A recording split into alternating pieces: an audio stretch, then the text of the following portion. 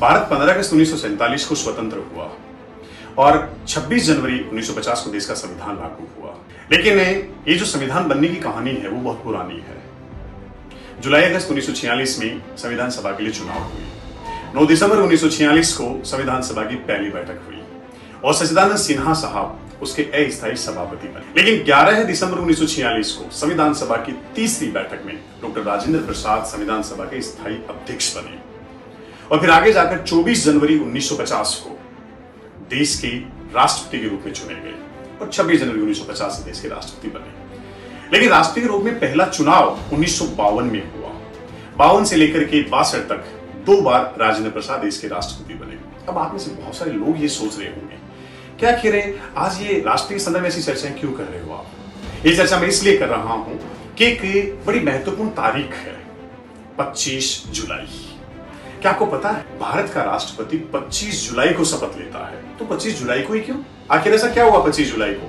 तो दोस्तों याद रखना 1977 में 25 जुलाई 1977 को नीलम संजीवा रेड्डी देश के अब तक के इकलौते ऐसे राष्ट्रपति बने हैं जो निर्विरोध निर्वाचित हुए हैं और उन्होंने शपथ ली थी 25 जुलाई को। तब से लेकर अब तक लगातार एक परंपरा ऐसी बनी हुई है कि देश का राष्ट्रपति 25 जुलाई को शपथ ले रहा है। लेकिन संवैधानिक प्रावधान नहीं है ये। भारत के संविधान में कहीं पर भी ये नहीं लिखा हुआ कि 25 जुलाई को शपथ लेगा।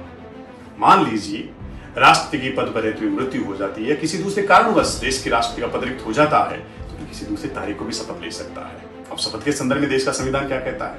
तो शपथ के संदर्भ में भारतीय संविधान का अनुच्छेद 60 साफ शब्दों में कहता है कि देश का राष्ट्रपति भारत के महत्वपूर्ण मूल्यों को ध्यान में रखते हुए ईश्वर, सत्यनिष्ठा, साथ में श्रद्धा पूर्वक संविधान के संरक्षण, विधि के महत्वपूर्ण मूल्य, या अपन यूं कहें कि देश का राष्ट्रपति संविधान और विधि की परिरक्षण, संरक्षण और प्रतिरक्षण की शपथ लेता है। साथ में शपथ लेता है जनता के कल्याण और सेवा की। तो याद रखना 25 जुलाई राष्ट्रपति शपथ लेता है।